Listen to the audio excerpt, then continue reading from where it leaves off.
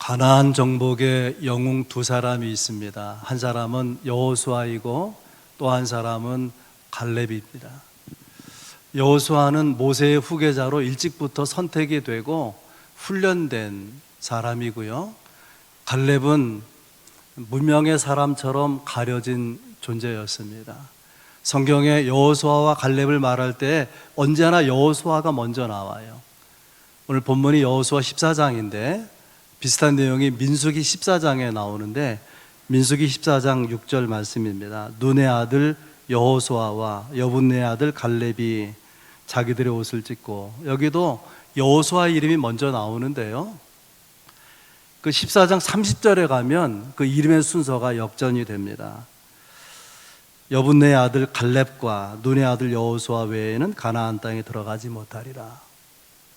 갑자기 갈렙의 이름이 역사의 전면에 등장하게 되는 거예요. 그리고 24절, 민수기 14장 24절에서는 하나님이 갈렙을 특별하게 언급합니다. 그러나 내 종 갈렙은 그 마음이 그들과 달라서 나를 온전히 따랐습니다. 여러분 궁금하지 않습니까? 하나님께서 특별하게 칭찬하신 이 갈렙은 도대체 누굴까요? 그가 어떤 사람이기에 특별하게 그를 칭찬하며 그를 언급하고 있는 것입니까? 갈렙은 비전의 사람입니다. 우리가 보면은 한때는 그렇게 신앙생활 열심히 하고 또 그렇게 뜨거웠던 사람인데 어느 날 우리 시야에서 사라진 사람이 있어요. 또 어떤 주의 종은 그렇게 훌륭하다고 생각되었었는데 어느 날 속절없이 무너지고 타락한 모습으로 실망을 주기도 합니다. 왜 이렇게 되는 것일까?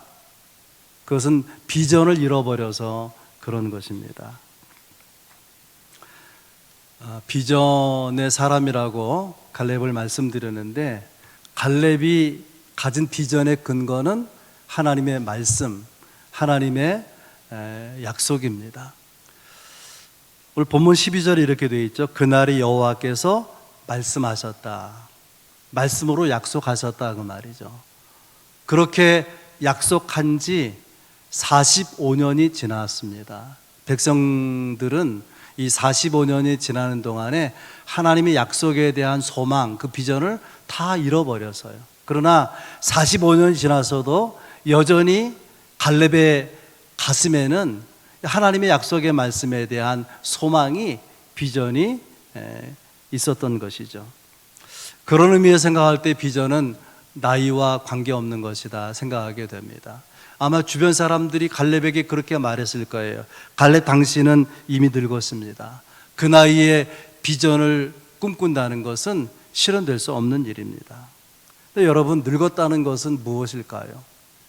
육체로 늙는 것은 세월이 가면 어쩔 수 없는 것이지만 신앙적으로 늙었다고 하는 것은 비전을 잃어버렸거나 그 비전이 변질되었거나 그러면 그는 신앙적으로 늙은 사람일 것입니다. 그가 나이가 들었어도 그의 비전이 살아있고 그의 비전이 분명할 때, 그 비전으로 가슴이 뛸 때 그는 신앙적으로 젊은 사람이라 그렇게 생각할 수 있지 않겠습니까? 모세는 12명의 정탐꾼을 가나안 땅에 들여보내서 그 땅을 탐지하게 되는데 그 탐지한 정탐꾼들이 돌아와서 보고를 하는데요, 10명의 정탐꾼은 여러분 아시는 것처럼 그 가나안 땅을 들어 차지하는 것은 불가능합니다 라는 보고를 하고 오직 2명만, 여호수아 갈렙만 하나님이 함께 하시면 우린 그 땅을 차지하게 될 것입니다, 그렇게 보고하지 않습니까? 여러분 생각해 보세요. 똑같은 땅을, 똑같은 지역을 정탐하고 돌아와서 어쩌면 이렇게 보고가 다를 수가 있습니까? 그 가슴으로 무엇을 느끼느냐, 그 머리에 어떤 정보가, 어떤 지식이 들어있느냐에 따라서 똑같은 것을 보지만 다르게 볼 수 있다는 거예요. 다르게 느낄 수 있다는 것입니다. 여호수아와 갈렙의 가슴에는 하나님의 언약의 말씀이 있고 그 말씀에 대한 비전이 있었다고 하는 거예요.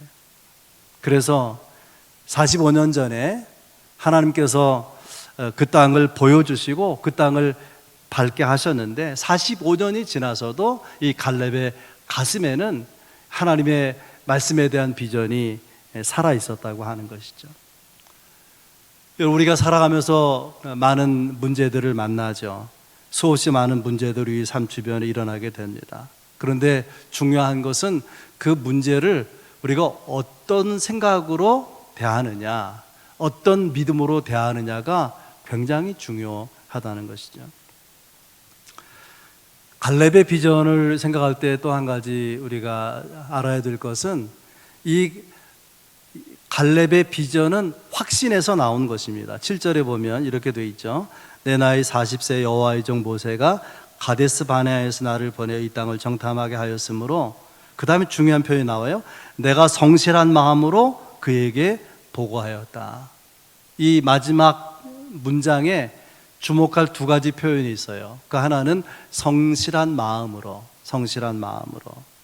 이 성실하다는 것을 영어 성경에서는 according to my convictions 그렇게 표현했어요. conviction은 확신을 말하죠. 확신을 따라서 그는 소망과 비전을 가지고 있는 거예요. 확신을 따라서. 언제 우리의 확신이 무너지느냐? 죽고 사는 문제에 걸리면 확신이 흔들릴 수 있어요. 내가 지금 경험하고 있는 내게 맞닥뜨려진 문제가 내 꿈과 비전보다 크면 그 비전은, 그 확신은 흔들리게 되는 것이죠. 갈렙에게는 흔들리지 않는 확신이 있었다고 하는 거예요.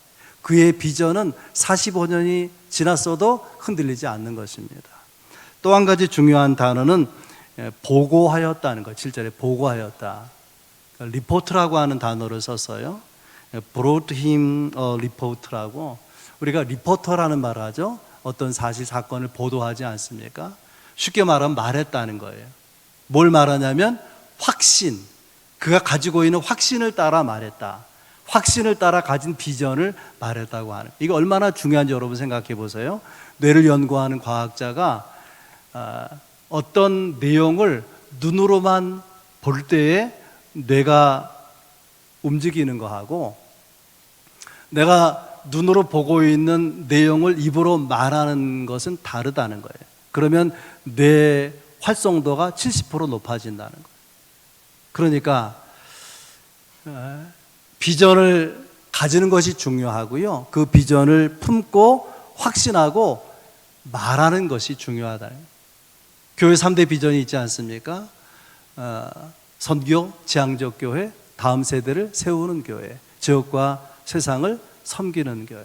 강단에 선포하고 이걸 성도들이 나누고 우리가 서로 말할 때에 우리 뇌가 그 방향으로 활성화된다는 것. 더 놀라운 것은 우리 뇌가 활성화된 그 내용이 삶에 이루어지도록 하나님이 역사하신다는 것입니다. 그리고 또 한 가지 갈렙의 비전을 생각할 때에 그는 단지 비전을 가진 것이 아니라 비전을 실천하기 위한 단호한 결심이 있어요. 단호한 결심. 비전을 품은 지 45년이 지났지만은 그 45년 동안 비전을 말하는 동안에 갈렙의 비전에 대해서 회의적인 반응을 보이는 사람, 반대하는 사람이 적지 않았습니다. 그럼에도 불구하고 그는 그 비전을 두고 단호하게 결심하는 거예요. 우선순위를 분명히 하고 결심하고 그리고 그 일에 헌신하기로 결단하는, 이것이 갈렙이 가지고 있는 비전에 대한 모습입니다. 바울 사도가 로마서 5장 3절 4절에서 우리가 묵상하면 좋을 만한 그런 이야기를 합니다. 다만 이뿐 아니라 우리가 환난 중에도 즐거워하나니 이는 환난은 인내를, 인내는 연단을, 연단은 소망을 이루는 줄 알미로다. 네 가지 단어가 나열되어 있어요. 환난, 인내, 연단, 소망. 무엇으로 시작했죠? 단어가 환난. 무엇으로 끝나죠? 소망. 성도의 환난은 소망을 지향하고 있는 거예요.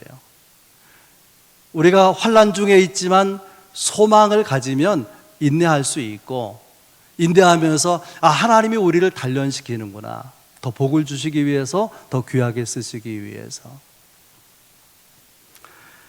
이사야서 41장 10절에 보면은 어려운 환경 가운데 두려움을 가지고 있는 하나님의 백성을 향해서 이렇게 말합니다. 두려워하지 말라. 내가 너와 함께 함이라. 놀라지 말라. 내가 너를 굳세게 하리라. 참으로 너를 도와주리라. 참으로 너의 의로운 오른손으로 너를 붙들리라.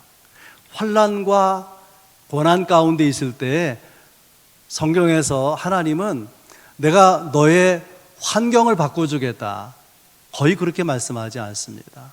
대신에 두려워하지 말아라. 내가 너와 함께 한다. 그렇게 말씀하시는 거예요.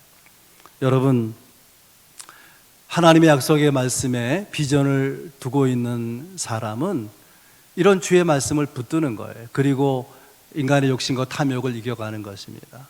여러분 생각해 보세요. 우리가 살아가면서 탐욕의 문제만 극복이 돼도, 내 안에서 탐욕의 문제만 정리가 돼도 우리의 삶, 그리스도인의 삶은 대단히 심플해집니다. 왜 복잡합니까? 왜 얽혀 있습니까? 탐욕의 마음이 붙들려 있어서 그런 것이죠. 우리 인생의 가장 안타까운 것은 하나님의 약속을 바라보지 못하는 것, 약속의 말씀을 받았지만 그것을 비전으로 붙들지 못한 것입니다. 하나님은 하나님의 약속에 선명한 비전을 갖기를, 민감한 비전을 갖기를 기대하십니다. 오늘 본문 12절에 그날의 여호와께서 말씀하신 산지를 지금 내게 주소서. 갈렙이 위대한 것은요, 갈렙에게서 우리가 배워야 되는 것은 그는 하나님이 주신 약속의 말씀에 근거해서 분명한 비전을 가지고 있다는 거예요. 그 비전이 있기 때문에 욕심을 내려놓을 수가 있는 거예요.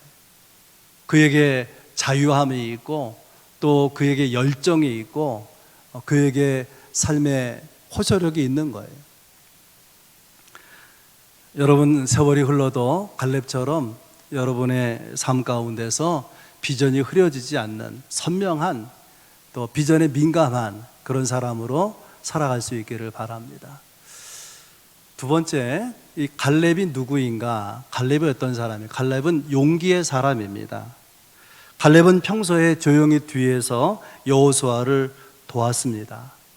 그런데 지도자 모세와 아론이 백성들에게 저항을 받고 백성들이 새로운 리더를 뽑아서 애굽으로 돌아가자, 이렇게 반역의 조짐을 보이고 그렇게 반역으로 사람을 선동할 때 여호수아와 함께 옷을 찢으면서 민수기 10장에 보면 이렇게 말합니다.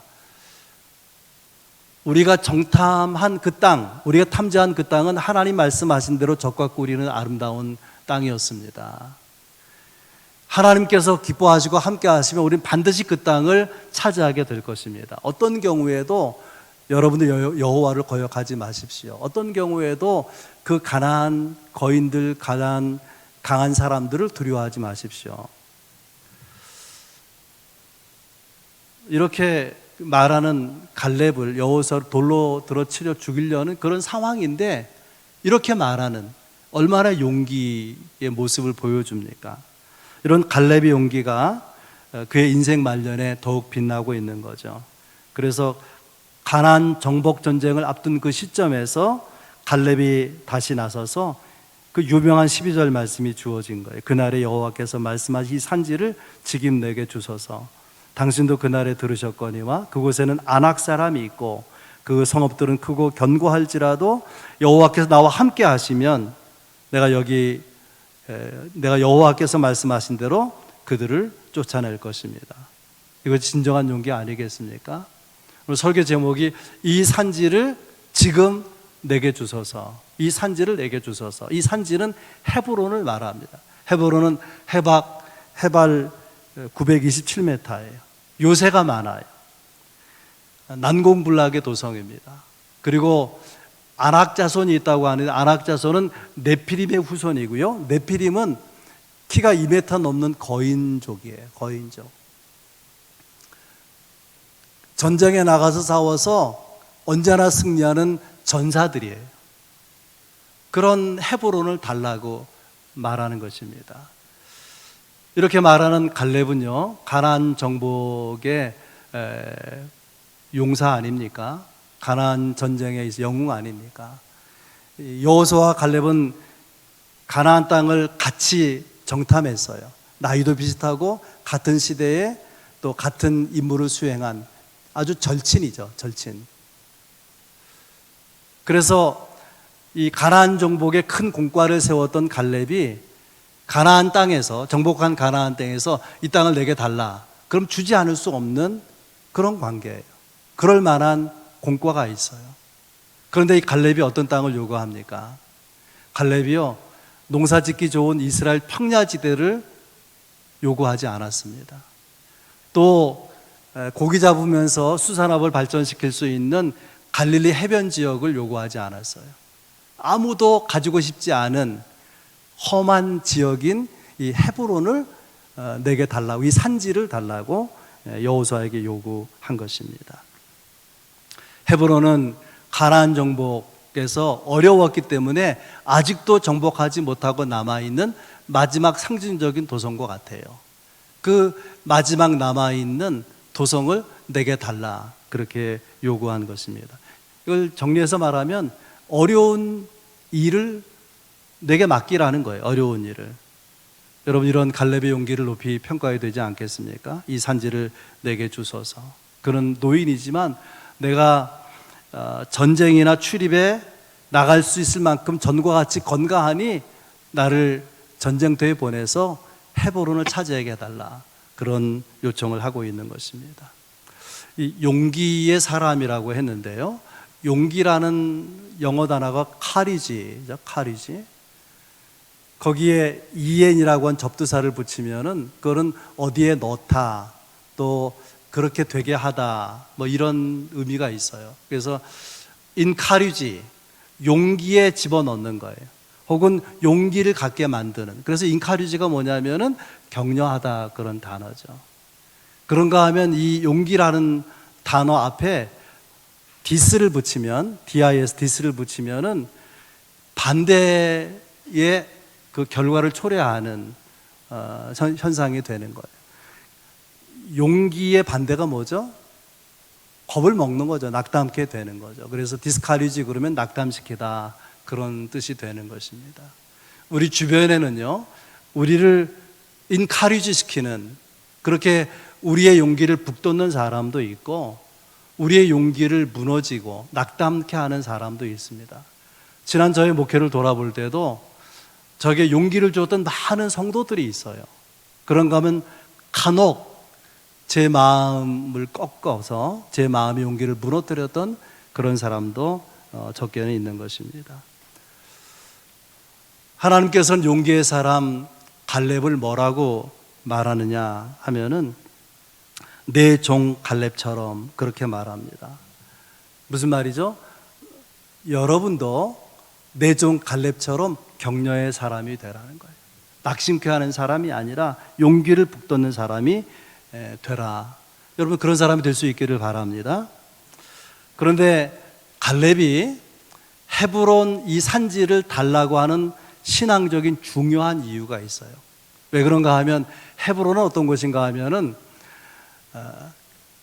아브라함이 가나안 땅에 들어와서 첫 제단을 쌓은 곳이에요. 하나님의 사자를 보내서 아브라함을 처음 만난 곳이 헤브론입니다. 아브라함과 이삭과 야곱이 묻힌 곳이 헤브론이고 그의 아내들 사라, 리브가, 레아가 묻힌 곳이 또한 헤브론입니다. 가나안 정복 이후에는 이 헤브론에서 다윗이 유다 지파의 왕으로 추대가 되고요, 7년 후에 도읍을 예루살렘으로 옮겨서 통합 이스라엘의 왕이 되죠. 이스라엘 나라가 거기서 건국이 됩니다. 그런 의미에서 헤브론은 이스라엘의 고도다, 이스라엘의 옛 수도다, 이렇게 말할 수 있는 지역이죠. 그리고 갈렙이 생각할 때 헤브론은 또 어떤 장소인가 하면은 이 헤브론, 갈렙이 생각하는 헤브론은 아브라함과 연결되어 있는 거예요. 그래서 아브라함의 믿음을 계승하는 상징적인 지역이 헤브론인 것입니다. 하나님의 언약의 약속이 살아 숨쉬는 곳, 그것이 헤브론이라 여겨서 아무도 가지고 싶어 하지 않는, 아무도 전쟁에 나서고 싶지 않는 헤브론을 내가 싸워서 얻겠습니다. 그러니 헤브론 지역을 내게 분배해달라, 그렇게 여호수아에게 요구하고 있는 것이죠. 용기 있지 않습니까? 여러분의 이런 용기가 있기를 바랍니다. 쓸데없는 용기를 만용을 갖지 아니하고 은혜를 얻는 데 있어서 정말 은혜적 가치가 있는, 영적 가치가 있는 그런 일이 힘들어도 그것을 구하고 얻을 수 있는 여러분이 될 수 있길 바랍니다. 마지막으로 갈렙은 어떤 사람이냐? 충성의 사람. 8절에 보면 나와 함께 올라갔던 내 형제들은 백성의 간담을 높게 하였으나 나는 내 하나님 여호와께 충성하였으므로. 갈렙이 스스로 자기는 어떤 사람이라는 거예요? 충성하는 사람이라는 거예요. 내가 충성하였으므로. 근데 이것을 모세도 인정합니다. 9절에 보면 그날에 모세가 맹세하여 이르되 내가 내 하나님 여호와께 충성하였은즉. 갈렙이 충성했다고 모세가 인정하는 거예요. 그런가 민수기 14장 24절에 보면 하나님도 인정합니다. 그러나 내 종 갈렙은 그 마음이 그들과 달라서 나를 온전히 따랐은즉. 하나님을 적당히 따르는 사람은 많아요. 온전히 따른 사람은 극히 드뭅니다. 근데 이 온전이라고 하는 말이 영어로는 wholeheartedly, 일념으로, 나누어지지 않는 마음으로, 한결같은 마음으로 갈렙은 하나님을 따랐다는 거예요. 하나님이 이런 갈렙이 너무나 기뻐서 뭐라고 말하냐? 내 종 갈렙, 내 종 갈렙 그러시는 거예요. 거기 여러분의 이름을 넣어보세요. 내 종 양의열. 그렇게 말할 수 있는지. 내 종 갈렙, 이 말은 착하고 충성된 종 갈렙, 그런 말이에요. 갈렙은 사람에게도 충성했습니다. 그래서 여호수아에게 이렇게 말하죠. 12절에 보면 그날에 여호와께서 말씀하신 이 산지를 지금 내게 주소서. 헤브론은 이미 정복한 땅이 아니고요, 정복해야 될 땅이에요. 여호수아가 다스리는 이스라엘에 아직 소유가 되지 못한 땅입니다. 없는 걸 달라는 거예요. 왜 이것을 여호수아에게 요구하느냐? 여호수아가 가나안 정복 전쟁의 총사령관이에요.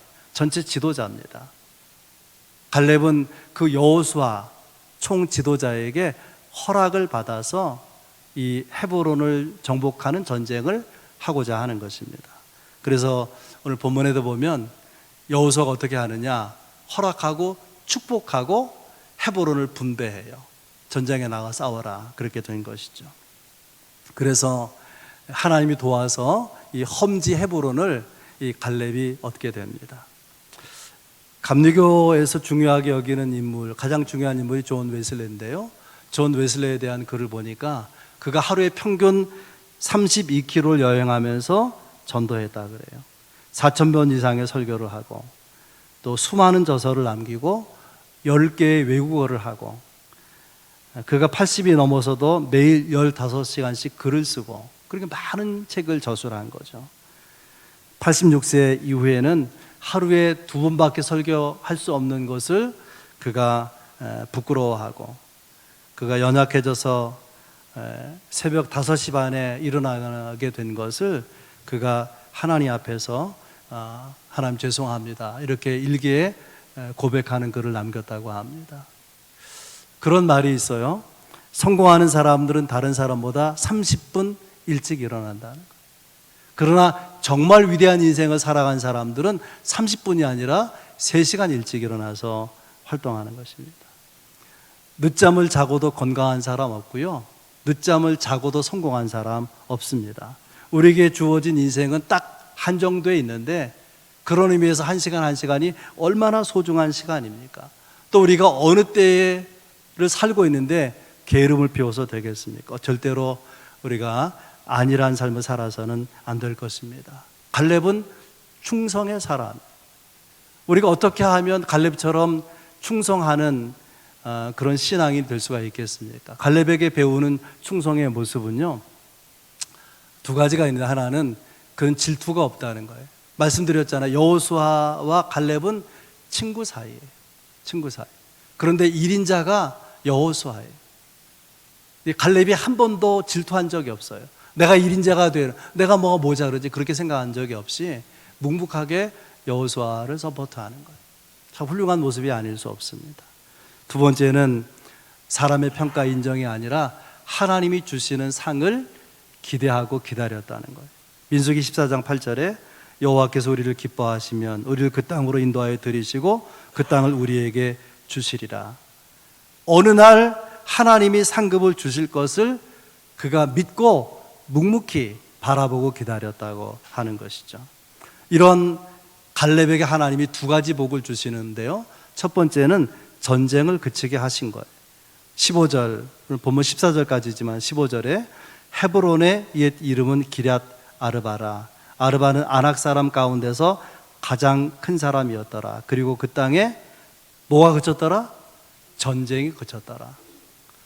물론 하나님이 하신 일이지만 갈렙을 통해서 전쟁이 그치게 하는 거예요. 여러분, 우리 교우들 가운데 가정에서나 교회에서나 자기가 사는 삶의 자리에서 전쟁을 그치게 할 수 있는, 싸움을 그치게 할 수 있는 사람이라면 그 얼마나 귀한 존재, 귀한 삶의 모습이겠습니까? 갈렙이 받은 복, 두 번째는 자손이 복을 받았다는 거예요. 민수기 14장 24절에 그러나 내 종 갈렙은 그 마음이 그들과 달라서 나를 온전히 따랐은즉 그가 갔던 땅으로, 정탐을 했던 땅이죠, 내가 그를 인도하여 드리리니 그의 자손이 그 땅을 차지하리라. 갈렙의 믿음, 갈렙의 헌신, 갈렙의 충성을 통해서 하나님이 복을 주셔서 갈렙이 목숨 걸고 싸워서 얻은 헤브론을 자손들에게 주었을 뿐 아니라 갈렙의 믿음을 전수하고 갈렙의 비전을 전수해 주었습니다. 하나님이 그 자녀 손의 미래를 책임져 가시는 거예요. 여러분, 이 여호수아 갈렙 이후 시대를 뭐라고 말해요? 사사시대라 그래요. 사사시대 첫 번째 사사가 누구냐면 온니엘인데, 온니엘은 놀랍게도 갈렙의 사위예요. 1인자가 누구죠? 여호수아.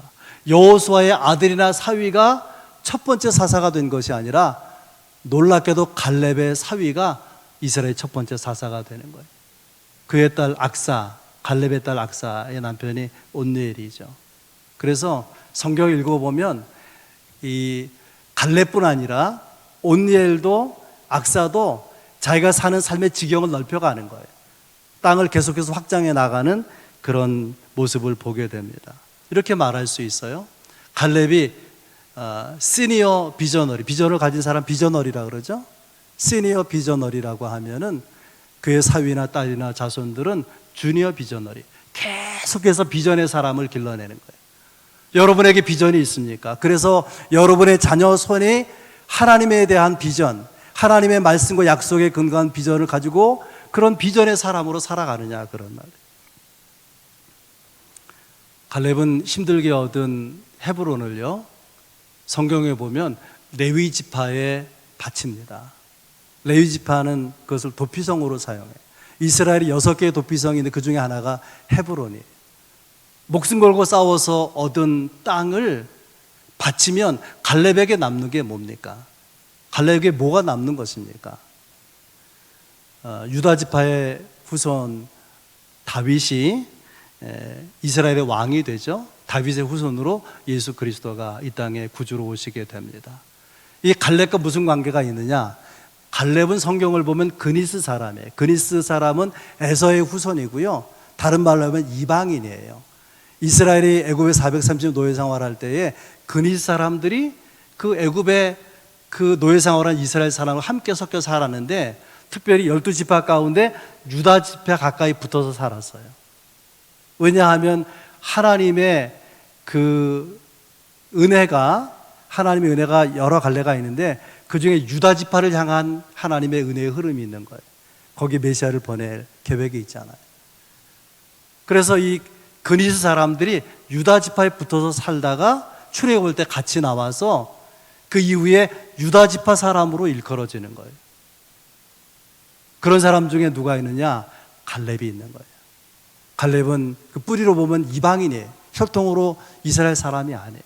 그러나 갈렙이 그렇게 비전을 갖고 그렇게 충성을 다하고 그렇게 하는 가운데 자신과 자신의 가문의 운명을 완전히 새롭게 만드는 그런 사람으로 살았다고 하는 것입니다. 말씀을 정리하겠습니다. 결론적으로 갈렙은 비전의 사람이고 충성의 사람이에요. 우리 시대는 충성이 결여된 시대입니다. 우리 가정에 충성의 가족이 있습니까? 가족 구성원이 있습니까? 우리가 다니는 직장에 충성스러운 직원이 있습니까? 우리가 신앙생활하는 교회에 갈렙 같은 하나님도 인정하시는 그런 충성된 성도가 있습니까? 주님 우리에게 물으실 것입니다. 누가 내 종 갈렙처럼 살 것인가? 누가 내 종 갈렙처럼 인생의 마지막 날까지 충성을 다하겠는가? 하나님은 아직도 하나님의 나라의 갈렙을 기대하고 찾고 계십니다. 그런 사람으로 발견될 수 있기를 주의 이름으로 축원합니다.